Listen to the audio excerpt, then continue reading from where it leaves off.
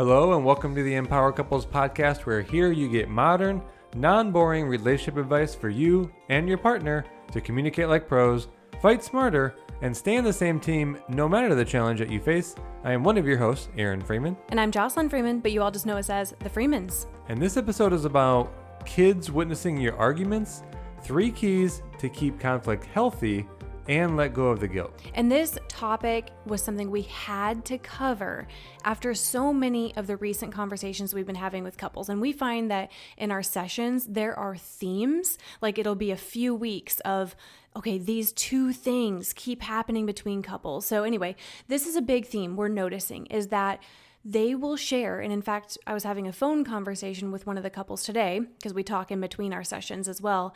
And the one partner was saying, I cannot let my kids see this anymore. Like, I just can't. I feel terrible about it. I feel horrible. And I know that feeling. And we've had moments, even with Sky, where we're like, wow, we really know she is watching. And even though she's, almost 18 months, we know that we need to focus on how we handle this even more than before having her. And even though she's not 5 years old yet and she doesn't totally understand, she feels it. And we know that we can affect her nervous system. And so there's a couple of goals that we have for today's session. We're going to give you the 3 keys of what to focus on so you can keep it healthy, but also speaking to the guilt. And I wanted to start with the guilt because that is one thing that as parents, I know it can eat us away. When we know that something is affecting them, we can beat ourselves up. So not only do you feel not great because you just argued with your partner, so that's already something. You're feeling mad, you're feeling hurt, and then maybe even you're feeling like, gosh, I really wasn't my best for my partner. You feel that guilt. On top of that, they either saw you because they were in the same room, or they heard you in the next, room over. And so it's like you're double layered with guilt. And so what I wanted to bring up in this section here about guilt is that it is a horrible feeling. You could call it low vibrational. It's a place we can stay stuck. It can disempower us. It can paralyze us, and it eats away at us. So I don't want you to stay in a state of guilt around this. Instead, it's about upgrading that guilt to something that is more about empowerment, feeling motivated to change, feeling a drive. Something has to change. So I want you to upgrade any sense of guilt, beating yourself up, maybe beating up your partner about how they're being, and instead come into a place of empowerment and motivation to change. Yeah, it's a really powerful thing to understand that negative emotion is one side of the coin, and it can be very motivating.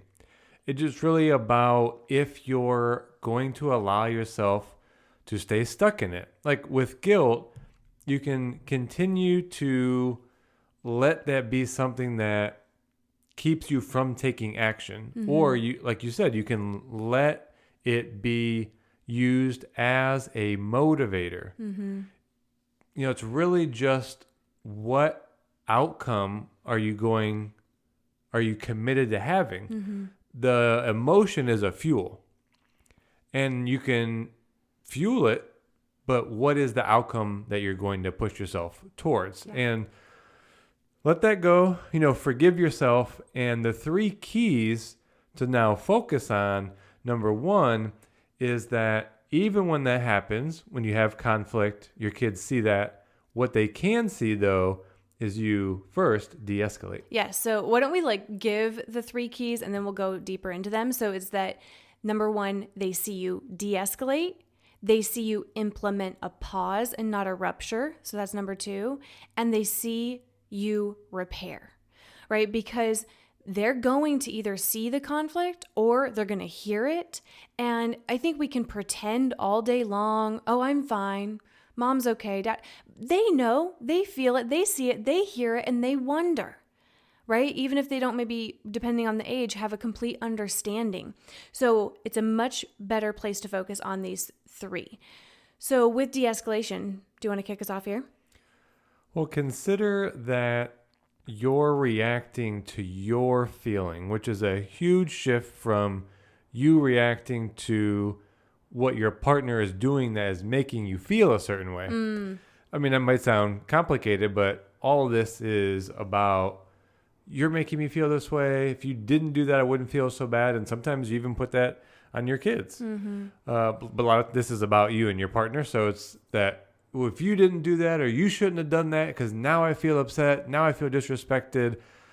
So even if you feel something like anger, you're still reacting to that.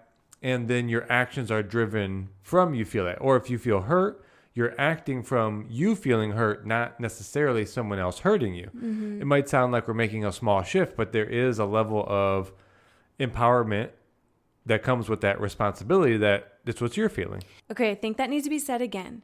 Consider you're reacting to your feelings about how they feel. And I'll just depict a common scenario that we're hearing. It's almost been on every single session. And I'm like, oh my gosh, you guys, this is exactly what we heard before. So what we're noticing, and I'm going to just share like what we're noticing as a theme of what the female is doing, what the male is doing. But she is maybe feeling upset about something or disappointed. And maybe even on a scale of like 2 to 3 out of 10, right? So not immediately jumping to being an 8 out of 10 upset. But so she's feeling some sense of upset, disappointment, and she expresses it. And then he gets defensive and upset about her upset. So then he kind of denies what she's saying or finds, something to invalidate in that. And then that has her feel unheard. So then she does kind of start escalating more, maybe even starts to do things that he then perceives as feeling disrespected. So he's feeling disrespected. So therefore he kind of denies, deflects, dismisses all the D's even more. And do you see how the spiral goes up and up or down and down, right? Like spiraling down. And so that's just one depiction of how the things escalate so much when we're reacting to our own feelings. I'm reacting to the fact that I feel defensive about what you're saying you feel. I realize I'm reacting to my own anger. So we can have feelings going on. This is a lot of what we cover in our De-Escalating Conflicts guide, and a lot is on emotional regulation. We can feel anger within us. We can feel sad. We can feel hurt. We can feel pissed, any of those emotions, and guess what? Not act from those feelings. And I know that takes practice. It's something I still practice, and I'm so glad that I learned this years ago and I'm committed to it. The way we like to break it down, and again, this is more in our De-Escalating Conflicts guide if you want that, we break this section down into identify what you're feeling, regulate the emotion, and express. And all three of those take practice and mastery. Do you want to elaborate for a second on those three? No, not really. They can just get the guide. But you just need to make space between the feeling of your emotion and your default reaction. So by nature, identifying it does allow some level of self-awareness of what's going on. And in that, your mind is like, oh, wait a second. You mean I don't just immediately yell or I don't just immediately defend? It's like, oh, something new is happening here. So that is actually the start of you regulating. And then there's some other skills or strategies to further down-regulate your emotion. Once that happens, now you can express because you'll have more of a sense of maybe where it's coming from, or at minimum, you're just not reacting the default way that you always do, which is what caused escalation in the conflict. Because, just to get real bold with you guys, you can either live life controlled by your emotions or able to manage them. And so I just want to actually give 2 potential ways that you could practice regulation in front of your kids. That can be through just taking a deep breath. I mean, breath is a great way to just calm our nervous systems, calm ourselves down. So taking a couple deep breaths and slowing down your responses. Or it could be that you do some kind of a gesture to say, hey, let's cool off here, right? So it might even just be in that moment going like, okay, hey, let's just keep it there's a constructive conversation. So we can co-regulate together through our nervous system. That's why we even say to couples, maybe have these conversations on a walk, because walking is a great way to regulate your nervous system. So this isn't an episode on regulating your emotions. And so I won't go much further into that, but wanted to highlight in this first key, you want your kids to see you de-escalate, to notice that emotion is coming up, to notice that you're starting to get hijacked and triggered, and be able to de-escalate things to stay more constructive. So with that, Aaron, do you want to introduce the second key? It's that your kids should see you implement a pause and not a rupture. So a rupture, this might be a term that you maybe don't think about often, but the way we would define a rupture in this context is it's when it ends in hostility and almost like there's no certainty that someone will come back to it. So think about, you have the conflict, maybe it escalates because you haven't worked on the first point that we talked about yet. So maybe it escalates and hurtful things are said and your kids see that, they see you yelling at each other or slamming things. And then there's this sudden, maybe last thing you say to each other. And then you both part ways. Maybe one person storms into another room. Maybe one person even leaves the house. Definitely that can feel like it really creates an environment of a lack of security. So definitely don't recommend just kind of storming out of the house. But regardless, a rupture is when it just ends feeling really hostile and unsure that there will be a return to the conversation. And so with this, the main thing, and we talk about this in our book as well, that with a pause, we're really intentionally saying, hey, we probably need to cool off here. We've attempted the de-escalation techniques. We've attempted it, but yet we're still hijacked. We're still triggered. We're not really listening to each other. Let's take a pause, but we're going to come back to this. That's different than I'm going to say something really mean just to end this and then storm into the other room. And so what we even did a reel on this that really resonated with people is to give some kind of a signal of security.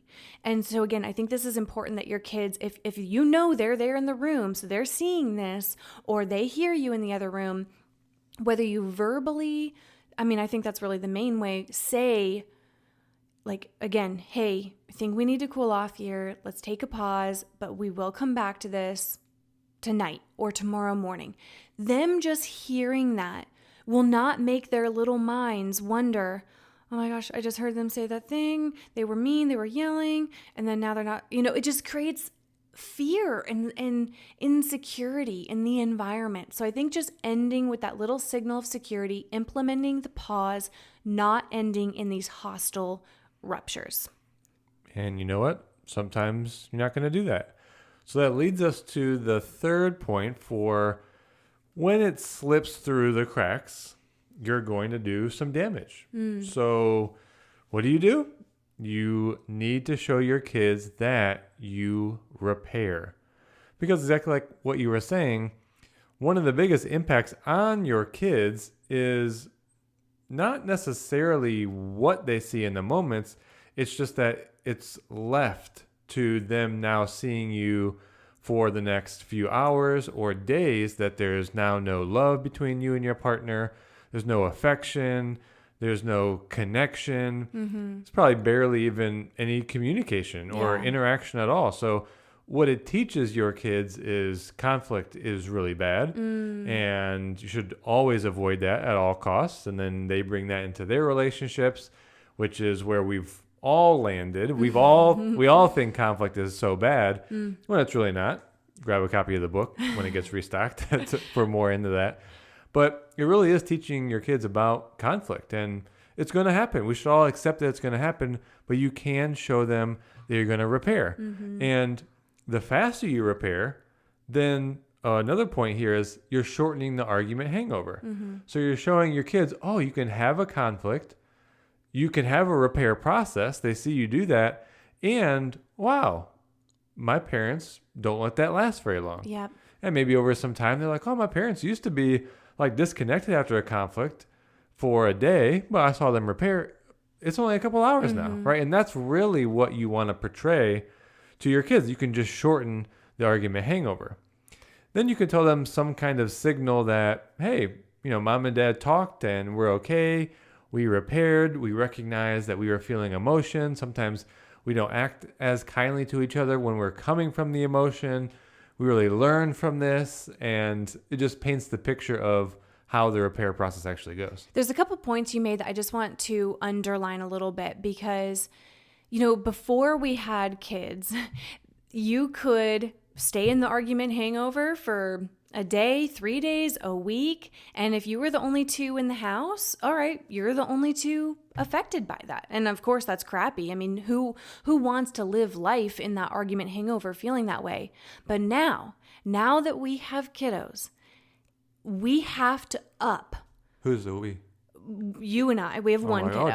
Do I have a feed that I don't know? I'm including them in this. I'm saying we collectively, those of you listening with us, we all have kiddos. Yes, we only have the one. Does Sky have a sister in there? Not yet, no. That's another episode. But let's just be straightforward. Okay. There's not one coming. No, there isn't. Just so no one's like, wait, what are they saying? No. Everyone's wondering now. So we, as parents to these kiddos, now that there are more people in our home, we have to up our level of commitment to repair faster. I cannot tell you, again, we can think they don't pay it. They're not noticing. They're just focusing on their sports and their, toys or school. Okay, sure. Again, their minds might not be able to communicate that they notice it, but they do. They feel it. And also, I think what you said, Erin, is so great that it is showing them that, wow, when not only do conflicts escalate and not only does it end in a rupture that feels hostile, but now they're kind of distant and odd and weird and not that nice and not that loving. Ooh, I definitely don't want conflict. And so we want to show that there is still love. We want to show that, okay, yes, even though we have maybe things to talk about and, we weren't our best, we're still committed to each other. We're still a family. We're still a bond. And that's why, I hope you take from this episode a couple key words: security, safety, and that we can show our kids that within a safe and secure partnership, it's okay to disagree. It's okay to get triggered by each other once in a while. It's okay to get hijacked by our emotions, but we are committed to de-escalating.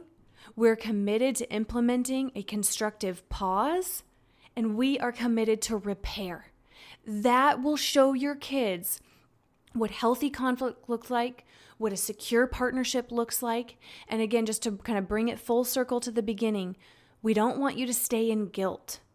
Instead, use it as motivation to get better, to be better, to do this in a way that is more constructive. So we hope that this episode was full of great reminders and it challenges you and motivates you to show up and do better. We're on this journey with you, right? Sky, she's seen us get tense. She's seen us get triggered. And we continue to just say, okay, how can we be better and better? And that's what we're all on this journey. So we really hope you took away value. There were 2 guides that we mentioned that would really take these points deeper. The De-Escalating Conflicts Guide, that goes a lot into emotional regulation and some de-escalation strategies with some helpful visuals in there. Because, audio is one thing, but being able to see it. And then the second guide is our popular Making Up and Moving Forward guide, all about conflict repair. So those links are both in the show notes. You can also find them on our website, Instagram, all the things. But we love you. We're so glad you listened to this episode. And as parents, we're all growing. We're all becoming better. And we will talk to you on the next episode.